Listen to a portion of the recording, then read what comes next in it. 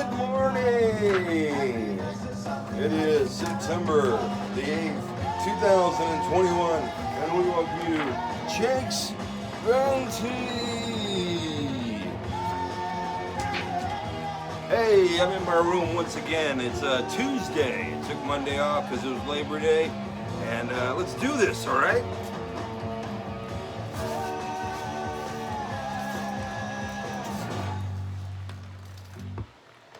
Alright.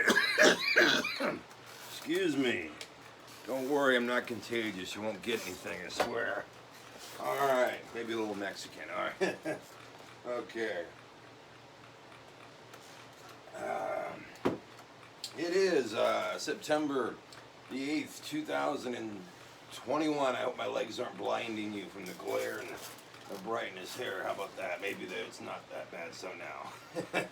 Alright, well, I do want to thank you for tuning in to Jake's Bounty.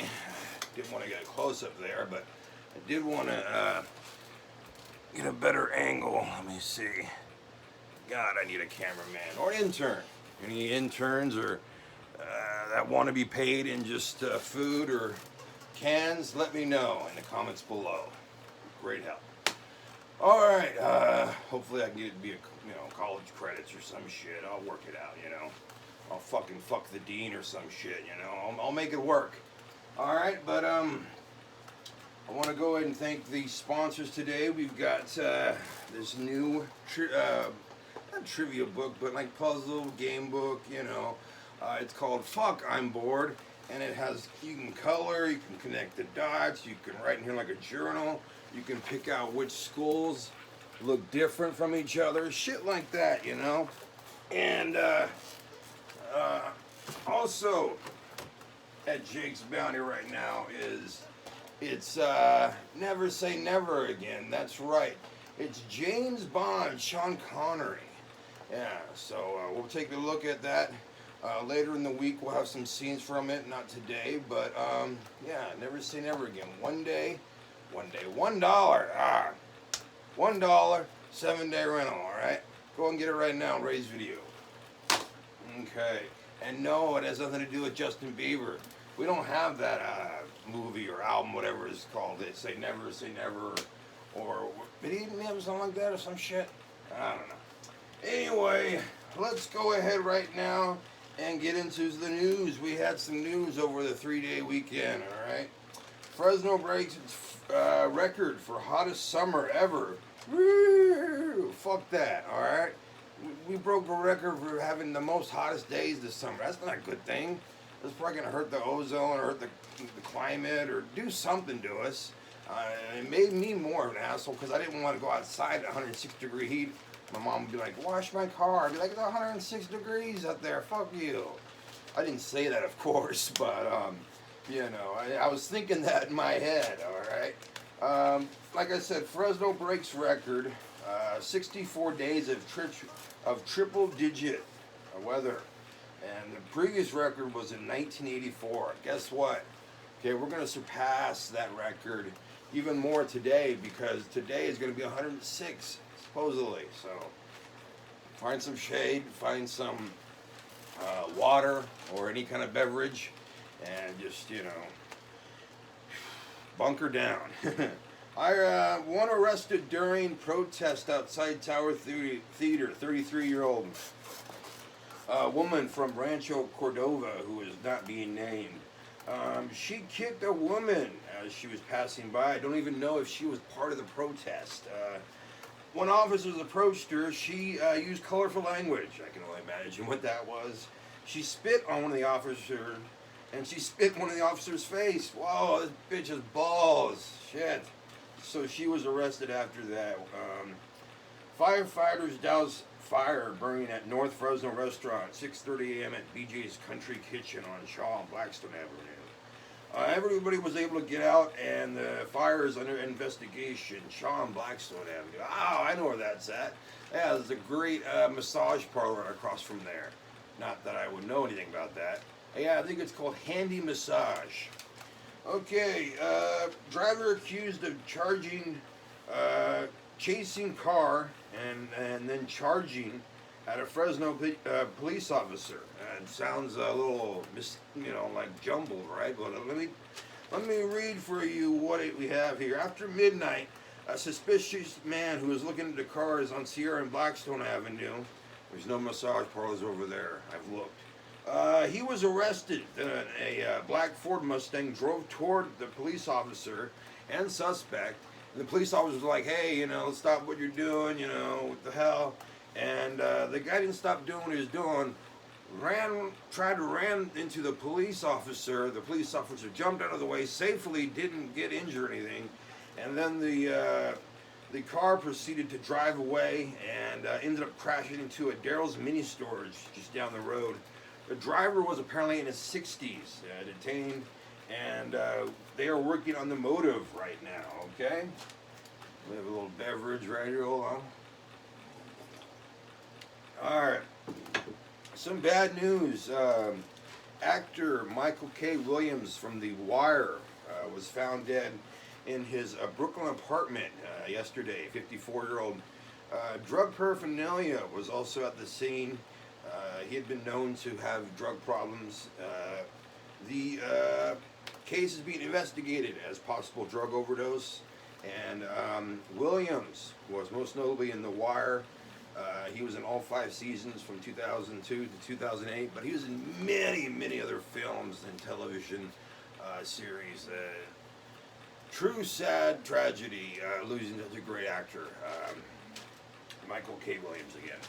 All right, and last we have here in the news, Parlier man dead after shooting his ex-girlfriend in the face on Saturday morning. He kidnapped a mother after he shot his girlfriend in the face, and the mother and her 4 children. All right, he stole their car while they were still in it. Yes, this man is crazy. Where did this all start at? Golden State Boulevard in Dinuba. Well, not in Dinuba, Dinuba Avenue. So Golden State, Dinuba Avenue. Golden State and Dinuba Avenue in Fresno County, California. That's where it started at. No wonder. All right. Right there at noon, 39-year-old Jorge Calares shot ex-girlfriend, in the face. And no, she didn't die. She's currently in critical condition, so prayers for her. Then he went and hijacked a car. He didn't kick out the family of 4. Actually, it was a family of 5, counting the mom. So it was 4 kids and the mom.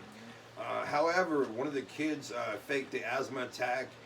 Very smart kid, and the driver's like, Jorge's like, get out, you guys are dead weight. So he let him out at the next stop sign, and ended up an hour later, there was a call at Peach and Butler for a man who was acting erratically, and then they found Jorge. He was there on Peach and Butler, high on drugs, and he was breathing hard, and apparently they tased him and used 3 handcuffs to detain him. And then later he'd be brought to the hospital, and he would pass as he was on his way to the hospital. So those are some good drugs. All right, let's go ahead right now and get into a little passage. Working on another script. You're like, Jake, you're hard at work at so many scripts. Yes, I am. This one is not a play. It's more of like a memoir, but it's not my memoir. It's another person's memoir. He didn't ask me to write it, but I'm just writing for him for the fuck of it. It's entitled The Ballad of Shibs Mcgee. All right. Shibs Mcgee was born in 1992 in the summer. He was an 18-pound baby boy, and he was born in Traver, California. He was born to average parents. Well, one parent was average, the other one was not really average at all. In fact, they don't really know what happened to the other parent. Anyway, as the parents would separate, the father would occasionally buy Shibby Mcgee's love with large gifts, including a 7 or 8 string bass. But that wouldn't feed or clothe him. Especially he being such a big boy, he needed a lot of clothes and food. Luckily, his mom had a very lucrative and fun job, yeah. She was a cashier at a gas station, best one in town. This meant she got all the benefits. No, not anything like 401k or retirement or life insurance, anything like that, or dental, but free sodas, with one refill. That's basically it. One half off of snacks was also included, and of course that meant any family members. So Shibs getting kind of soda or snack he wanted, be it not so expensive. And you're probably wondering where the Shibs name came from. Well, his grandfather was a military man, a very notable military man in his family. He was only discharged for using all the green jello for the army and having sex with it in his asshole. For the most part, he would grow up as an only child, but he wasn't because he didn't have any siblings. No, it was because his half-brother was much older. His half-brother would stop by to offer him much advice, including one bit pearl of wisdom entitled, "Hey, you ever jerk off with relish? It's bumpy." Yeah. Alright, well, that's just a little short passage right there from Shibs Mcgee, a little book or memoir I'm working on for somebody. So we'll keep you into that right now. And I also want to let you know about Punk Tuesday. We got AFI and their album Art of Drowning back in 2000. Fucking fan, blowing my shit. Alright, The Art of Drowning was released September 19th, 2000. Wow, it's almost 21 years ago. Released on Nitro Records, it was their 5th LP.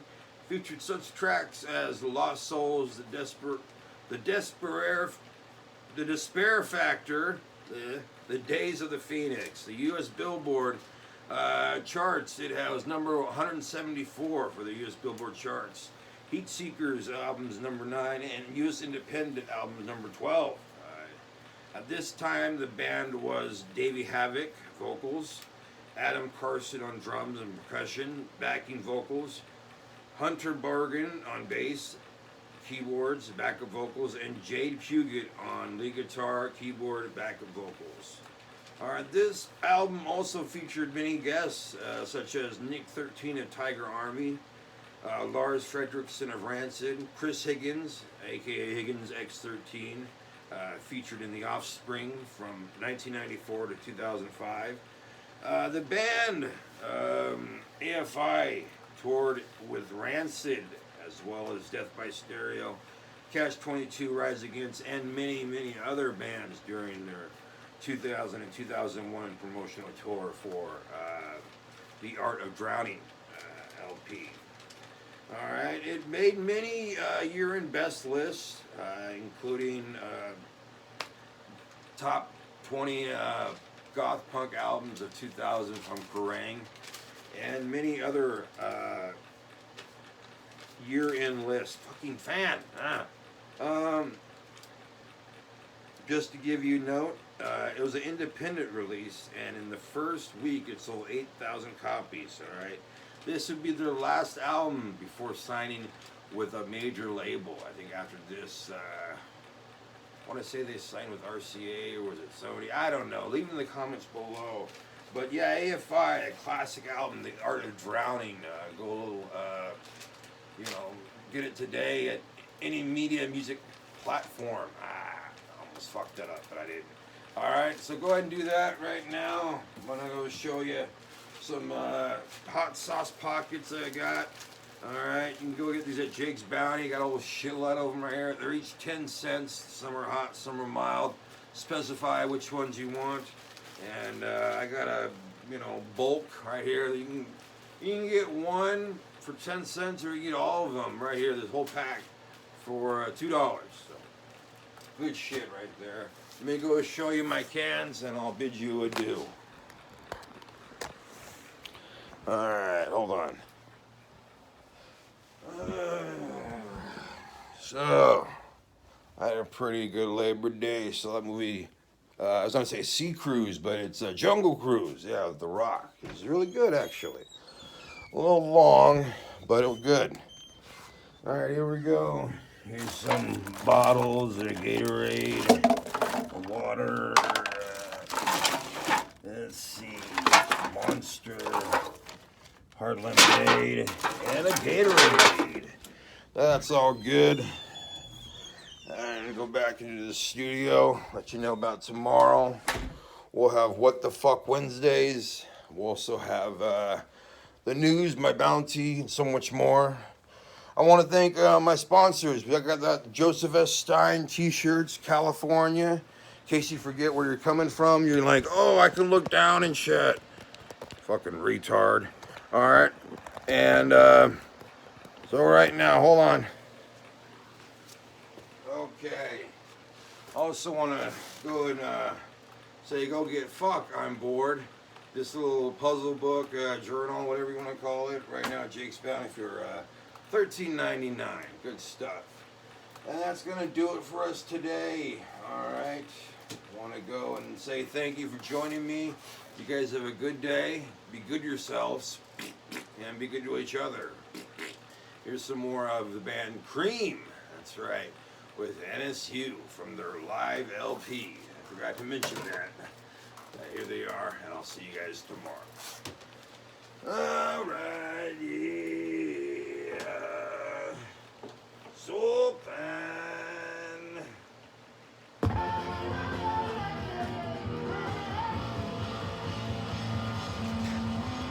Jake's Bounty was filmed at Fornicate Yourself Records Production 2021. You can follow the Facebook channel, website, ring that bell, leave a like, and as always, please subscribe.